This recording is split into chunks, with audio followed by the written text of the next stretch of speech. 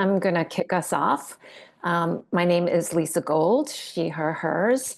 I am the executive director of the Asian American Arts Alliance, and I am joined by our Bandung family here from MoCADA, Amy Andrew, who is the director and chief curator, and Zola Jordan Savage, who is producer and key participant of the Bandung program, and Justine Lee, who is our programs director here at A4.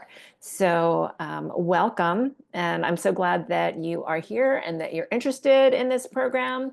And we look forward to getting all of your applications and answering your questions. So I'm going to just start us off with a brief, Justine, do you want to share your screen, or do we not need to do that here for the presentation? Do you want me to do it? I think we can do it. Zola, would you be able to share the slideshow from your Yes, computer? I'm getting it up now. Thank you. Thank you. Okay, just before we start, a brief land acknowledgement, a digital land acknowledgement. Because A4 and MoCADA reside in a network of hills and rivers in the coastal Atlantic Northeast, known as Lenape-Hoking, the ancestral land of the Lenape and Canarsie peoples. Today, we're connected online via a different system, a vast array of servers and cables and computer devices maintained by human actors.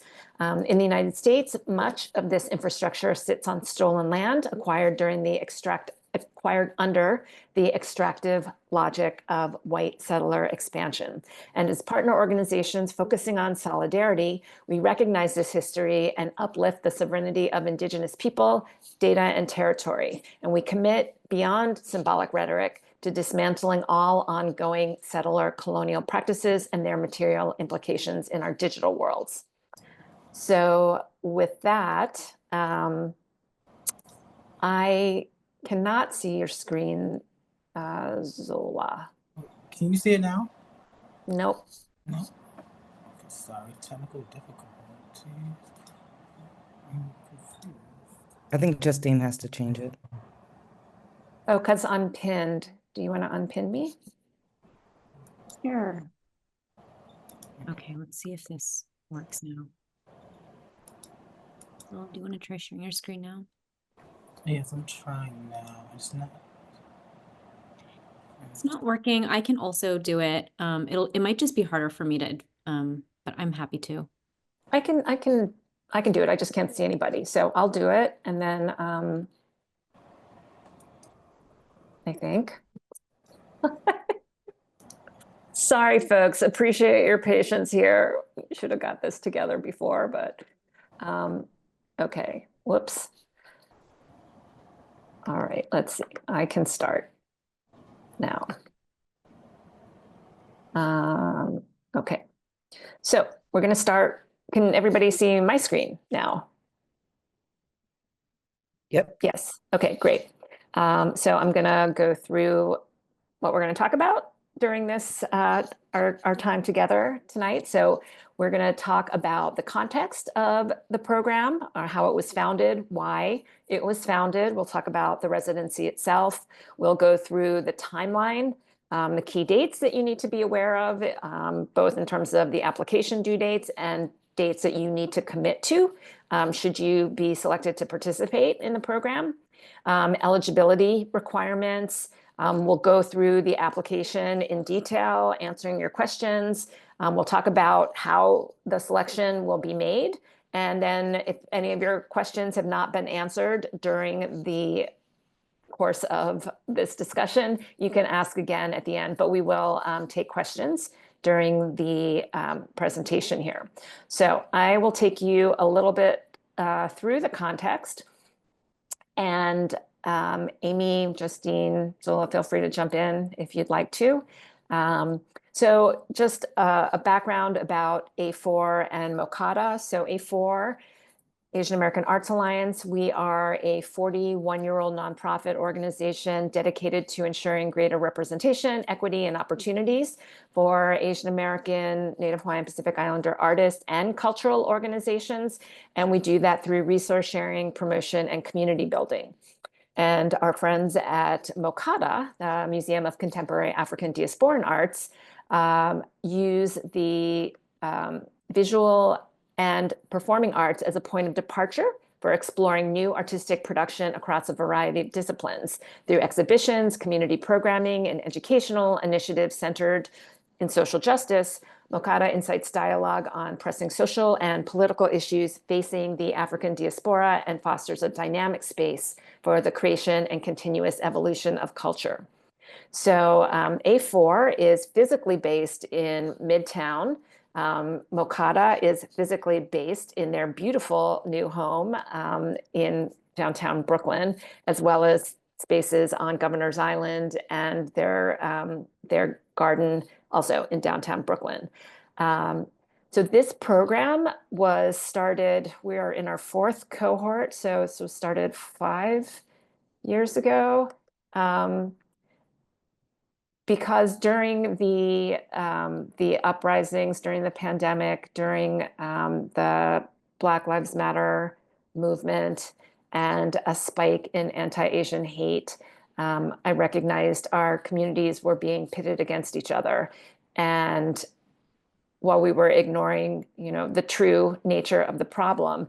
And the truth is, our communities have a very long and storied history of mutual support, collaboration, learning. And so I wanted to make sure that this didn't get lost, that we weren't scapegoating each other, as if the media wasn't using us to address the real, or to divert attention from the real issues that were happening in society. And I had been such a longtime admirer of MoCADA and Amy. I reached out, and she, for some reason, said yes without even knowing me. And together, we crafted this program. And along the way, with Justine and Zola, and it has grown and evolved and developed over the years, and we are continuing to learn and evolve and grow and develop. But we're really proud of the work that the program has accomplished, that the number of residents and the communities that we've been able to help inspire them to serve. And we look forward to the next cohort as well. So obviously there are other people that believe in this program. The Ford Foundation, the Department of Cultural Affairs, the New York City Department of Youth and Community Development, and the New York State AAPI Community Fund are all supporters of this program and have made it possible for us to continue. So let's see. Oh, I'm sorry. I just skipped over that. I forgot that there were these slides. This is what happens when there's a giant image and I can't take this. So as I said, the program was inspired by these events that really impacted our communities, the Stop Asian Hate and Black Lives Matter movements. And we decided to name the program from the first large-scale Afro-Asian conference, which was known as the Bandung Conference. It took place in 1955 in Bandung, Indonesia. And it was a conference of newly decolonized African and Asian countries. And so we thought this was a fitting name to talk about our work. Okay, the residency. So Justine, you're gonna have to email me or something because I can't see while I'm talking. So you can just text me or something. Okay, so Lisa, I'm just to make this easier for you, I'm just going to share my screen now so that you can focus on, I can do that.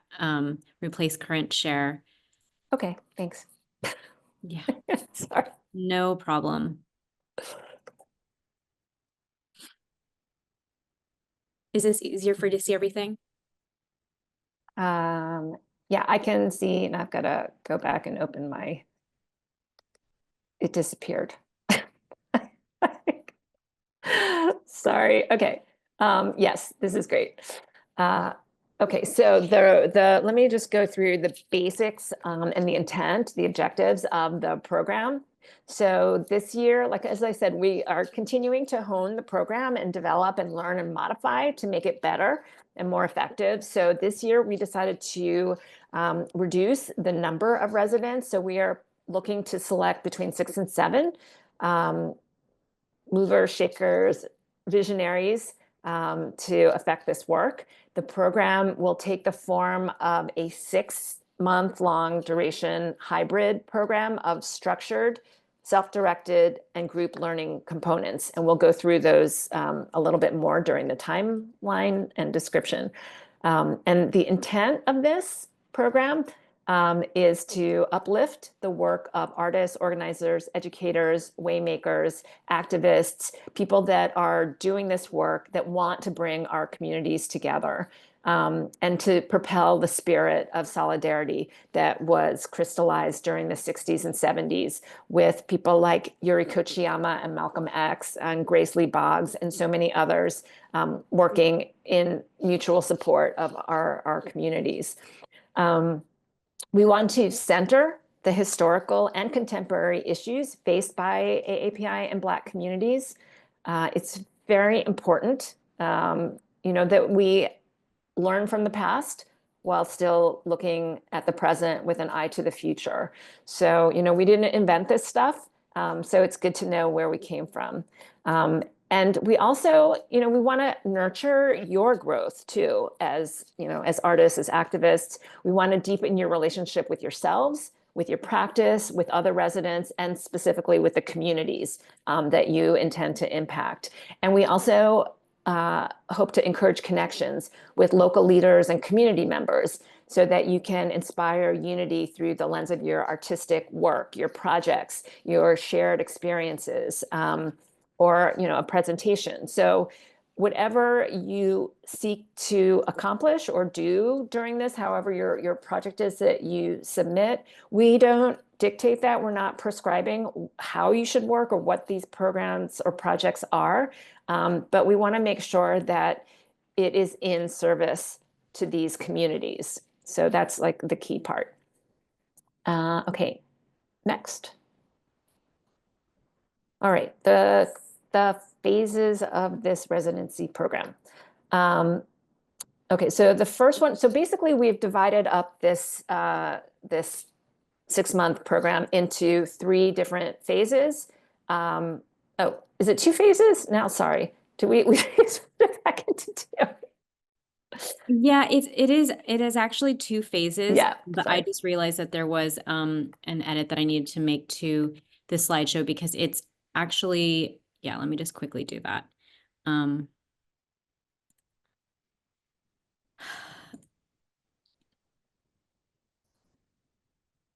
Let's see, can you see the slideshow? No, it says you started screen sharing, but I can't see that. Okay, 1 second. So sorry for this.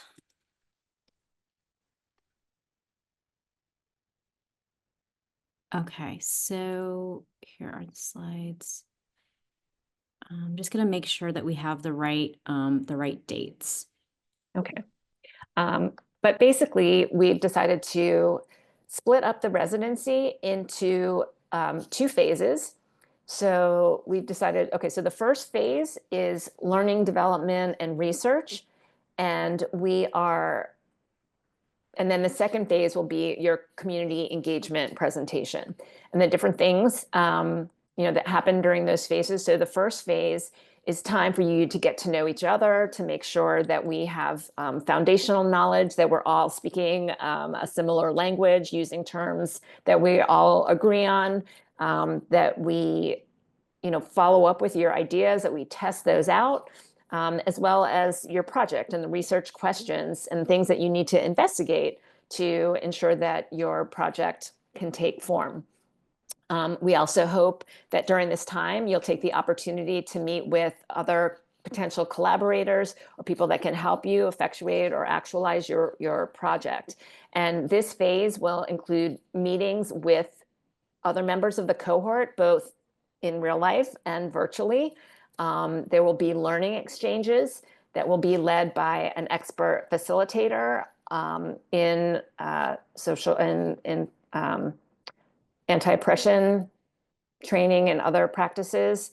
And then we'll also feature community conversations and the ability to ask questions with leaders who have deep experience, deep and well as broad experience in a number of different fields that would be relevant to you as you build your project. We're also looking for you to support each other through skill shares. So as we go through the application, you'll note that we're asking you what you would like to do. So I think what's important is that in the spirit of generosity, we are giving as well as receiving throughout this residency program. So we're looking for you to support each other, because you're all going to be masters of, or you're all going to be people that have incredible talent and different skills. And it's always great to be able to learn from each other in that way. And then we'll have a number of one-on-one check-ins with the A4 and MoCADA teams so that you can ask questions, get help if you're stuck. And we can, again, offer different suggestions for people to meet or places or things for your research. So we also have big networks, and we're happy to share those networks and information. No gatekeeping here. We're happy to share with you. And then finally, we would invite you to participate or attend our Bandung Symposium, which we'll talk about a little bit later, which will happen in September of this year, our first symposium.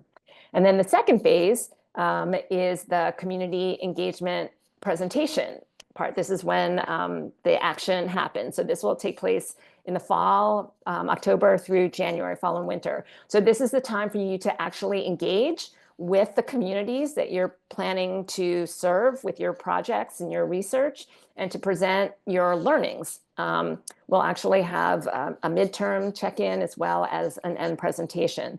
But again, this is for you to share in the spirit of generosity what you've learned and how your project's going. And so we will help you. We will help you plan or facilitate those community engagements to a certain extent, and your activations, as well as community engagement activities that A4 and MoCADA together will plan for you to attend, with support from previous residents and other community members. So as I mentioned, we'll have an internal share out and then a public share out at the very end, scheduled for January. Okay. The residency, the components, these are the details of the residency. Again, feel free to ask questions if you have questions through any of this. So the residency, we require you to attend 3 cohort meetings, a welcome meeting, which will be in person, a midpoint, and an internal share out, as well as participate in 2 public meetings for the general public, which is the Bandung Symposium and the public share out. So it's total 5 meetings. And we ask that you participate in 2 or 3 learning exchanges led by an expert facilitator. We're still, we've done 3 in the past. We may do 2 this time. Again, we will have that settled by the time we make the selections. And we also ask that you attend 3 community conversations and Q&A sessions. These are usually on Zoom, but they may not necessarily be virtual. They may be online. So in the past, they have been. And you can actually watch some of these. I think they're on the A4 YouTube channel and on the MoCADA site. And then we also ask, I think I had mentioned this, that you check in at least twice during the course of the project or the residency with the A4 and MoCADA teams for feedback. Just again, just make sure that you're you're moving along, if you have questions, if you need support or resources, we're there for you. And sometimes, people get so caught up in their ideas. It's like not seeing the forest for the trees. And it's really nice to have an inside-outside perspective. So we're there for you, and we're there to offer support and advice or feedback or whatever you need. In terms of what you're going to be doing, we're asking you to create or build upon an existing project. It can, like I said, it can be a totally new project, or it can be something that you've started to germinate but haven't had the space or the resources or the support to actually carry out. It can be a presentation, an installation, a performance, a workshop, an experience, anything that involves community and inspires solidarity or creates discourse between the AAPI, AANHPI, and Black communities. So very, very important. So as we are evaluating, we'll talk about this later, we want to make sure that this inspiration and actual discourse is a key part of your project. We're going to ask that you document your project, your process, your research, your learnings, as part of a book that we will publish and distribute as a learning tool. We actually have the first iteration of the book available on both the MoCADA and the A4 websites. You can download a PDF for free, or you can order a copy, either way. And then we will be offering an honorarium of $3,000 per resident for your participation. And we'll talk about the details, payment later in the process. Okay, so those are the components, and I'm going to hand it off to Justine now to talk about the timeline. And Justine, if you want me to flip now, and I can share my screen so you can. It's fine. I think I figured it out. Yep. Okay. Great. So I'm going to walk through the timeline.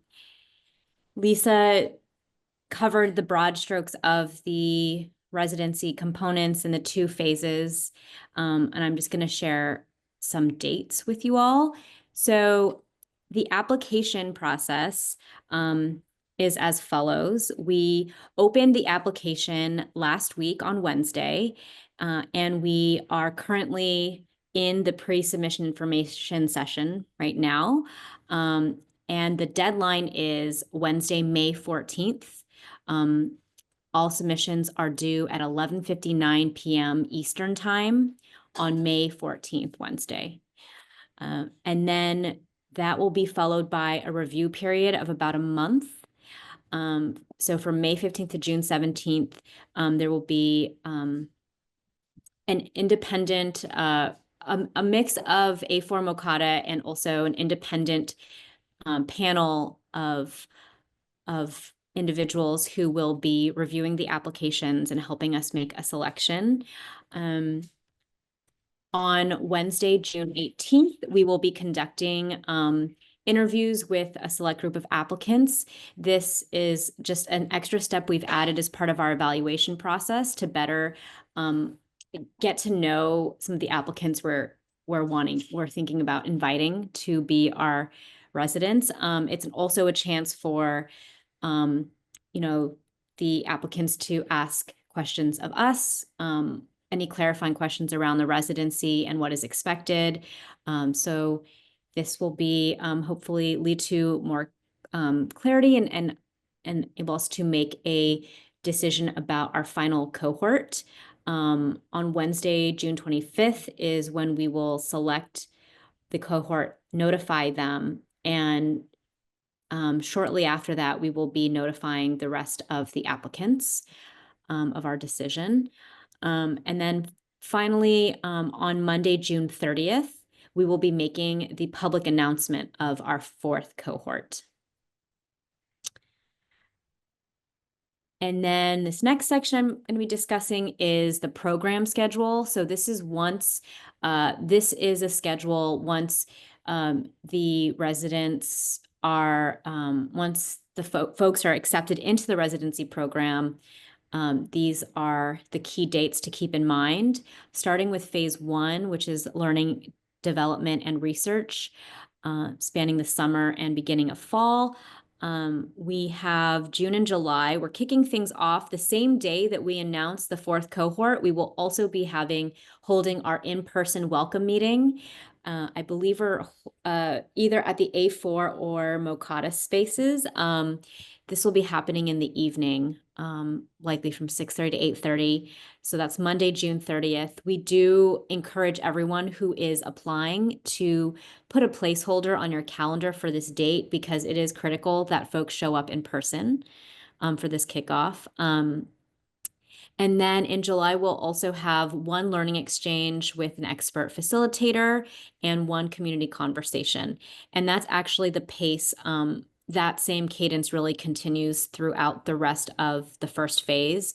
So in August, we'll also have one learning exchange, a community conversation, and a midpoint potluck in person, which will be a lot of fun. This midpoint potluck is a bit more casual of a meeting, and it's another chance for cohort members to get to know each other.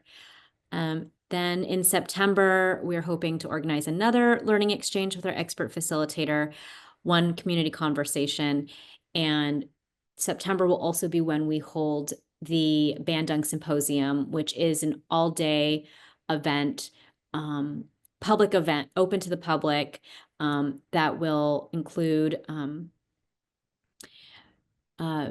talks and panel discussions from former cohort members, and also performances, and entertainment as well, food and drink. So that'll be a lot of fun. And that is the first phase. The second phase, this is the community engagement phase, when you all the residents will be really presenting their work, and carrying out their community engagements. And there are 2 required events outside of that, and that is Monday, December 8th. There will be an internal share out among cohort members.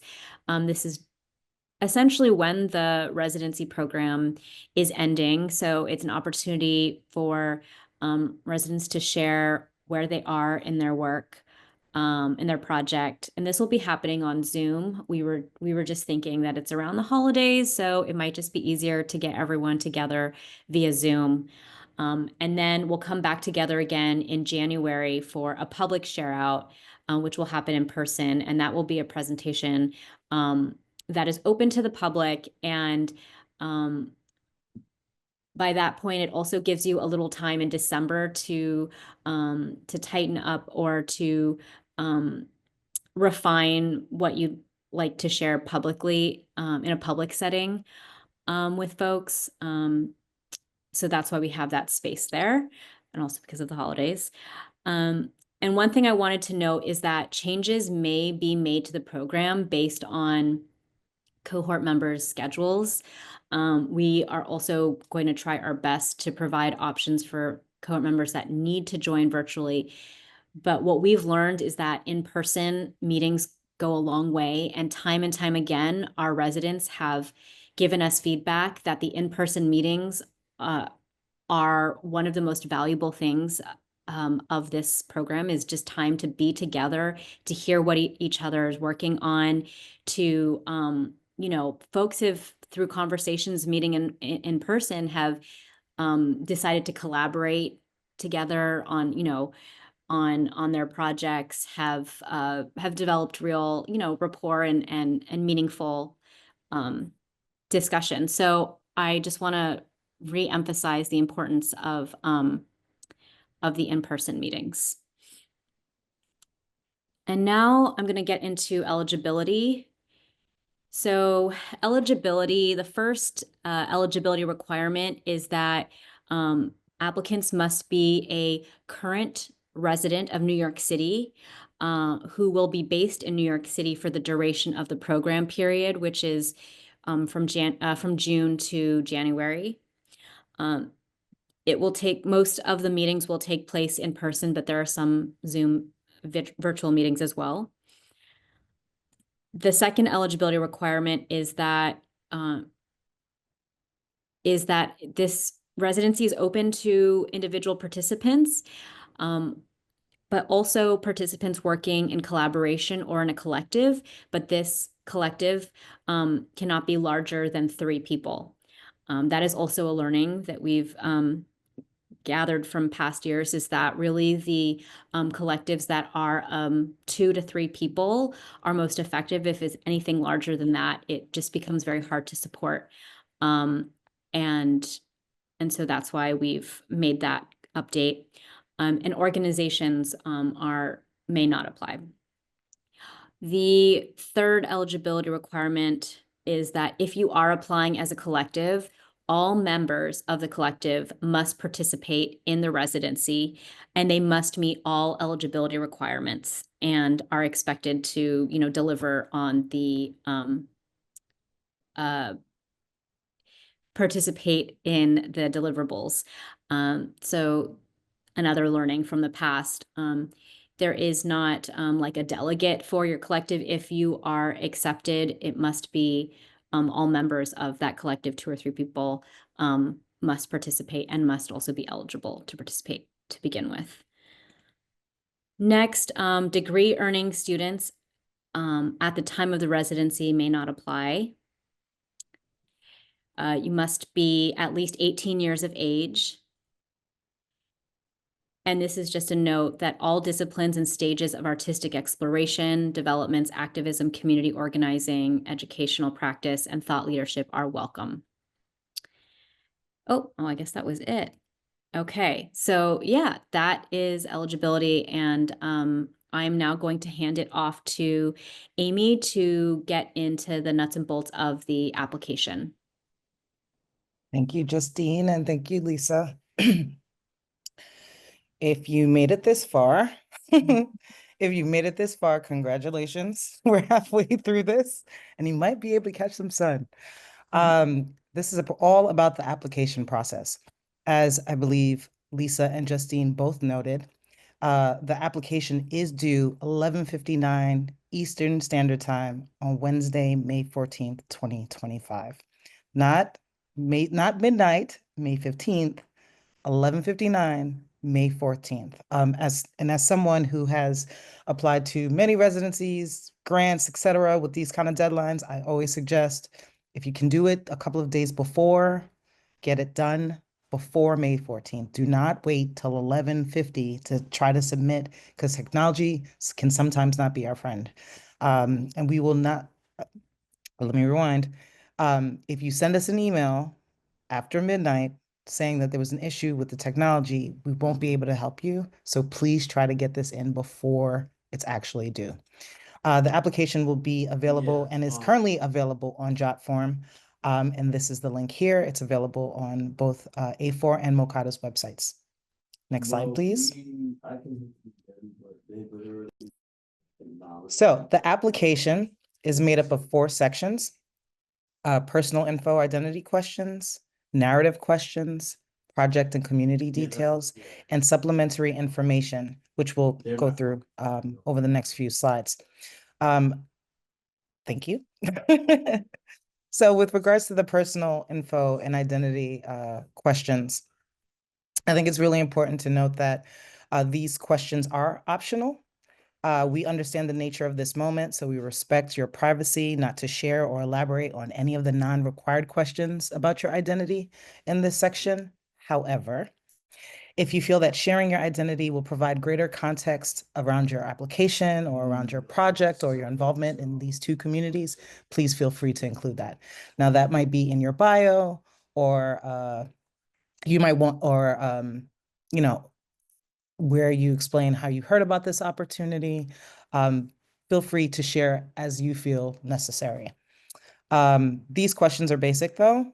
Name, how did you hear about this opportunity? And you can be specific, as you can name a person if there was someone who shared this with you, if it was on our social media pages or our newsletters.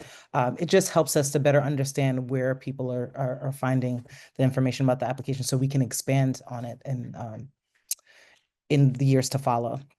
Now, I do want to make mention of the bio where it says 200 words.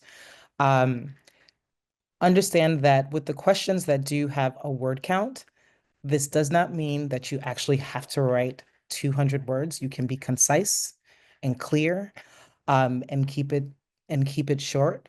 But we want you to elaborate as best as you can, succinctly, to tell us about yourself, because this may be the only opportunity we have to get to know you before the interview process.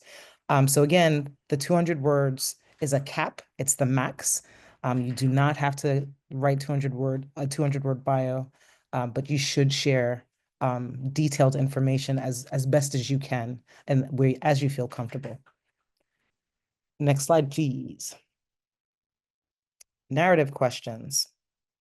Now, the narrative questions gives us again, this is another opportunity for you to tell us a little bit more about yourself and your experience within the two communities identified.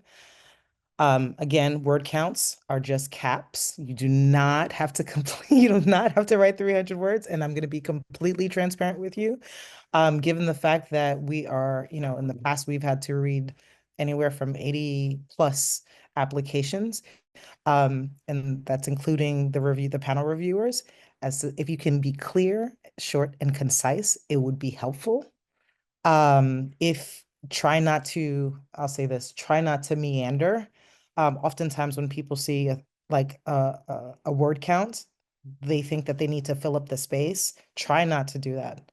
Try to focus on the important details. Again, I reiterate, focus on the important details that you think we should know that gives greater context to what you're trying to build. I think what's also important are what are the key themes you'd like to explore during the residency? As part of our process in determining the next cohort, or with each cohort, we like to balance out the ideas, experiences, perspectives. So if you can speak to that, that shows that you're really committed to building this project that's rooted in solidarity, but it also gives us a little bit of, again, deeper context as to why these themes, why this moment, how is it relevant to this moment, how is it relevant to you, how is it relevant to transformation of our communities, and creating opportunities for solidarity. And then also, I think it's important to note that the third question, what type of transformation are you seeking through this residency? Is it personal? Is it communal? Is it both? And this is an opportunity to rank. We understand that it might be a mixture of the two, but if there is one that feels more relevant to you, please rank that your top choice. But if there is more context for that question that you would like to share with us, you can include answer that in your next response to the next question, rather.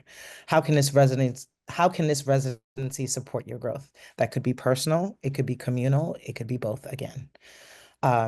Next slide, please. Also, while I'm going through this, we've said it a couple of times during this information session, if you have questions, you can begin to submit those questions through the Q&A feature. Feel free to do that as we speak, and we will get to them after this section. So, project and community details. So, we've alluded to this throughout this info session. This residency is absolutely driven by community. How do we build solidarity, right? How do we build community? How do we get community engaged with each other? How do we engage with each other? So this is the section of the application where your response and how it reflects community is really, really important. Now, your project could be something that you've been working on that takes a new life. It could be a completely new project. It could be a project that you've been thinking about and that you still like to explore, and it is realized during the course of this residency. It could be something that you have been working on that you give new life to during this residency and continues to have legs beyond this residency. So just keep that in mind, that we know, given our history with this residency program, that projects can take many forms, but we do want you to have a clear idea of what you're looking to build, how you're looking to engage, you can be as specific as what communities in the 5 boroughs that you'd like to reach or convene with. So this is the section where you'd include that here. Can I add Um, something, Amy? sure. Yeah, because an observation I made from applications last year, there were quite a few applications that presented an existing project, a piano recital, an art exhibition, whatever it might be, that was a part of what the artist was planning to present, regardless of their acceptance into this program. And when they presented the project in the application, they would say, I'm going to put on this piano recital and I'm going to invite Asian folks and Black folks. That's not it. That's not it. This is not an opportunity to just, put together an event and tack on the Black Asian solidarity part, or just invite Black and Asian folks, and then that's considered solidarity. So I just want to put that forth because I'd really like to see applications that understand the intention behind this program. Thank you for saying that, because it's a perfect segue to what I was going to say next, which is essentially this residency is about supporting cultural and creative placemaking. So the idea here is to use your project in whatever form it takes, whether it's a workshop, an exhibition, an installation, a book, a play, etc. You're using your project, or a series of conversations. Let's say you're using your project as a vehicle to bring community together for dialogue, for celebration, for experience, for documentation, right? In some way, shape, or form. It's expected that your projects will be rooted in New York City. They will reflect the communities of New York City, and specifically the communities we've identified throughout this process that are the anchors of this residency program. So hold on one second, going back to my page. So what is your project? How will it center, evolve, and benefit the communities identified? So using Justine's example, you might say, yes, you're a pianist, right? And you have been working on this project, but how might you realize it in a way where you might say, you might collaborate with other artists who represent these communities, and you are playing the work of composers that represent or reflect these two communities, right? And then inviting communities that reflect Black and AA and HPI into the space for dialogue around that, as an example, right? I'm not saying if I see that in the application, I'm coming for you. But that's an example of something. Or your project might be something that's a little bit more personal, right? It might be something where, let's say, your heritage represents both communities, and you're doing a personal deep dive into the histories of those communities. And, you might want to have interviews with folks from both sides to kind of create this synergy, and then kind of invite people who reflect your background into conversation with each other to discuss those experiences, those shared experiences, and to celebrate yourselves, et cetera, et cetera. Again, these are just random examples. This is not necessarily what we're looking for. I'm just trying to give you context around how you might center community. The idea here for sure is let me rewind. If your project only reflects your artistic practice and not the communities indicated, then it will probably not make it to the second round.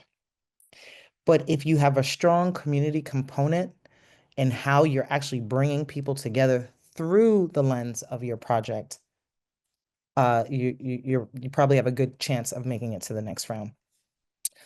What is the key issue that your project will address, and how will it build solidarity? We spoke about this. Why is this project important to you and the communities I've identified? Essentially, why is it relevant?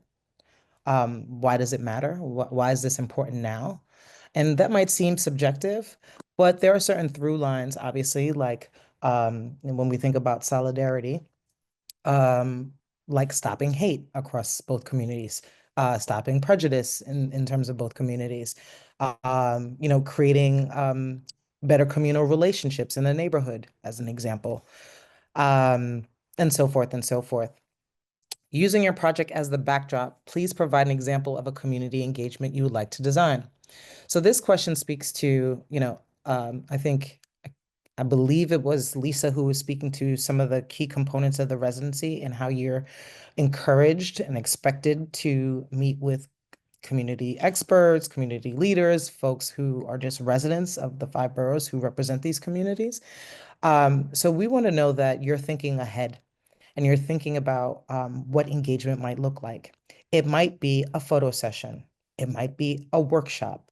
It might be going to a senior center where both communities are actively engaged and spending some time and presenting your work there. It might take another form, but we want to know that you're thinking about this in advance because we want to ensure that all of our residents are really committed to this journey of solidarity and ensuring that community is centered, not just the artistic practice. Amy, can I just interject too that your project may change as Yep. you evolve and learn and do your research. You may think, oh, that was not such a great idea, or I'd like to do this. And we're flexible with that. And that's really important too, that you can adapt and grow as long as you have conversation with us. But whatever you come in with, you're not bound to, create by the end. We recognize that there is growth and change. And absolutely. And I think that's why it's so important to engage with potential mentors, cultural leaders, folks who are already doing this solidarity work, because they'll be able to provide insight and support and advice as you kind of journey through. We also, I know we talked about the one-on-ones. Did we talk about one-on-ones? I don't remember if we talked about one-on-ones. Did we? I think we did. I just said we will do them. I didn't go Yeah, into detail about what they will right. entail. So yeah, we also have one-on-ones with residents as they're going through the residency program to help them better formulate their ideas, strengthen their projects, strengthen their community engagement, et cetera, et cetera. But it is encouraged that you are building your own network as well to ensure the deepening of your project. And as Lisa said, just clarifying the trajectory of where your project is going and what it means to you as you go through the residency program. Again, these word counts are max, right? You don't have to write exactly 300 words or 500 words. You can write less than that, but please be sure to give us as much detail as you can to give us a better understanding. The next question, what individuals and/or organizations would you like to collaborate with beyond A4 and MoCADA and other residents? Just mention that, like, who else are you speaking to? Who else is helping you to shape this? Who else is helping you, who else is helping you along the way? Now, what we've noticed is that some folks have said, okay, I'm reading this journal or I'm reading this book. That's where I'm getting the additional insights. No, we want you to go into community. That's the whole point, right? We want you to dive deep, find the people who are doing this work, find people who might be able to help you grow, help you through this transformative program, so that you can better build your project. Also note that these community conversations that we host throughout the program are also for this. We present these for this reason. We've invited folks like the Black School from New Orleans and Betty Yu, who I'm obsessed with, and many other folks who have come in and shared their expertise and their journey, how they've built special projects and engaged community. So there's opportunities beyond your network where you will also learn some of these kind of tips. But again, it is encouraged that you build your own network and you shape based on your specific project. The next question, is this an existing project? Yes, no, or other?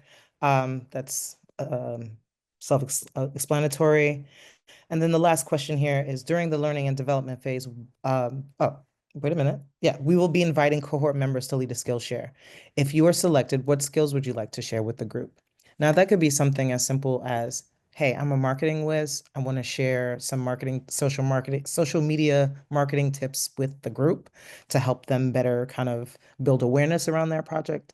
It could be, hey, I'm a great writer. I can give tips on how to write a great bio or something else. I'm great at photography. If you need, help with capturing photos, I can assist with that, or I can teach you some tips on how to capture photos of your event or how to document your event. So we want you to kind of think about what skills might you be able to share with the cohort, so that it's really a community of practice beyond just your individual independent projects. Next slide, please.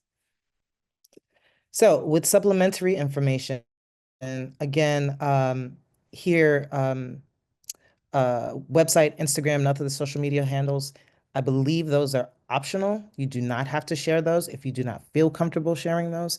It is helpful for us, I will say that. And I didn't mention this at the top of when I first started explaining about the application.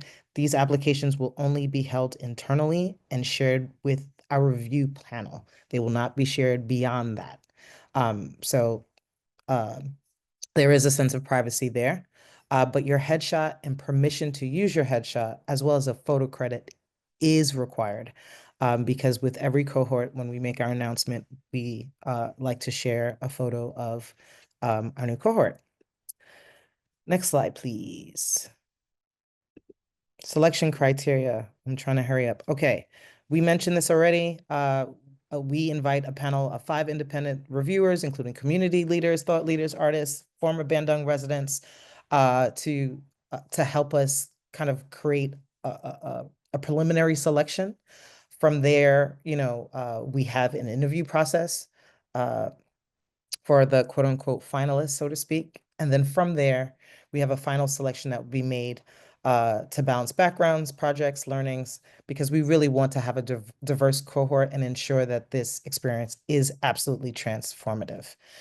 How we select this final cohort, has this person showed a potential for growth?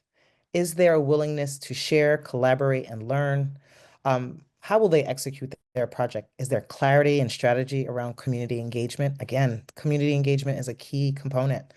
How relevant is the subject matter, the themes that are baked into your project? How relevant are they? And is there an opportunity for building solidarity? And how clear are your goals and personal benchmarks beyond the benchmarks we set for you within the residency program? Next slide. So if you have questions, we will go into, if you've been submitting questions or you have a question, please submit in the Q&A now. If you have a question that you don't feel comfortable asking in this moment, you can email us at programs@AAA, actually AAArtsalliance.org. I was like, again, that's programs@AAArtsalliance.org. And in the subject line, include Bandung question. So now I think it's time for our Q&A. Amy, I wanted to add one more thing. Sure. There may be, depending on the outcome of the panel, there may be an interview process before as the second phase of the selection. I don't know that we touched on shared that. Oh, you shared did? that. Okay, I just Mhm. wanted to make sure. Yeah, sorry. No worries. Okay. Then in another one of my blunders, I'm just going to share that I know Leanna had asked a question and I accidentally said I answered it, but I just wanted to bring that up, that she wanted to know that she was, wait, was that the right one? I don't know. Yeah. Okay. Yeah, I'm interested in applying as a part of a collaborative. However, I'm also a previous recipient of another A4 fellowship. Would that affect my or the collaborative's eligibility? No, it would not affect your eligibility. You are eligible to apply. The only issue with, or the only eligibility requirement for collectives is that they must be no larger than 3 people. And everyone must live in the 5 boroughs. Yes. live and execute their project in the 5 boroughs. Yes. And so I see a question here from an anonymous attendee. The communities have to be within the New York State, correct? Actually, I would say New York City, Ideally. ideally. Yes. How can I tell the difference between an organization and a collective? If we previously had financial sponsorship but no longer do, are we considered a collective? If you have a 501c3, you're an organization. If you have any sort of like tax bracket denotation in some way, you're an organization. A collective is a loose group of, or it could be a tight group of people who are working in collaboration or want to work in collaboration on a project. Does that feel succinct enough? Yeah. Yeah. Next, you have a question from Harmeet. Are there specific mediums or subject matters that the review committee is particularly interested in supporting through this year's cohort projects? I'm going to say I'll let you answer as well, you two, but I'm saying this is about you and the truth of your project and your goals and your aims. This isn't about trying to please other people. This is what your calling is and what you are committing yourself to. So I'm going to say no. I mean, there might be, but we don't know what their internal agenda is. Yeah. As long as it fulfills the objective of creating Black Asian solidarity and dialogue. I will add to that and say that so far, each cohort, with each application process, we've seen certain themes kind of echo across. And that has been very interesting to watch and to learn from. So I think that while there may not necessarily be specific ideas or themes that we're looking for, other than kind of creating solidarity or between the two communities, but I think there are certain reverberations that we're all feeling that we can tap into. And if you're feeling it, lean into that. Yes. And I'll also say that we also learn about new ideas and projects from reviewing the applications. And so we do not go in with any expectations or preconceived notions or preferences. It's like we go in with an open mind. So like Lisa was saying, like Lisa and Amy were saying, like lean into whatever is true to you and what you want to create and bring to the world. Okay, thank you for that question. We have 2 questions here. Is a proposed Skillshare only for the internal sharing or also the public share out? Good question. I think we were thinking about it as internal. Yeah. Yeah. But it can take place, I think, during any time because we understand schedules and things. You need to be a little flexible. So we're not going to hold you to it. It has to take place by, October 1st. So there is that, but it is internal. It is meant for your cohort to bring your cohort together. Yeah, but it could be interesting. I'm going to throw a monkey wrench in this whole thing. It could be interesting if you were hosting a public workshop and you invited the cohort to that specifically as part of your Skillshare too. So An option. Final question I see here is, will panelists be made public? I think we do that in the press release. Yeah, we do. But we Yeah. don't make them public beforehand. No. No. Yeah. So the names of the panelists will be shared in the press release and announcement once the residents and cohort is shared. But as you're applying, you will not know who the panelists will be. But I Okay. will say that we do invite former residents to be a part of that panel. I think 1 or 2 of the panelists will be former residents. It's now 7 o'clock. Do you have any more questions? Again, oh, sorry. The email address, if you want to send additional questions that you're not so comfortable sharing right now, programs, is it programs plural? Programs at aaartsalliance.org in the subject line, Bandung question. There we go. Any more questions? Going once, going twice. I think I got one question in email. Oh, Someone emailed me while we were talking. And I think it was also a New York, let me just make sure I have it.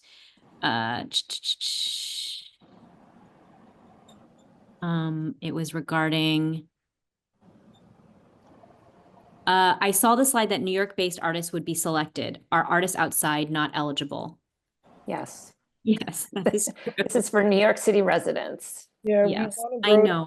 early, but we're not there yet. Yeah, eventually. So, okay. Yeah, so I think that's it then. Yes, so we look forward to your proposals, your applications, and feel free to email questions along the way. And thank you for attending. Thanks, everyone. Thanks. Have a good night. Bye.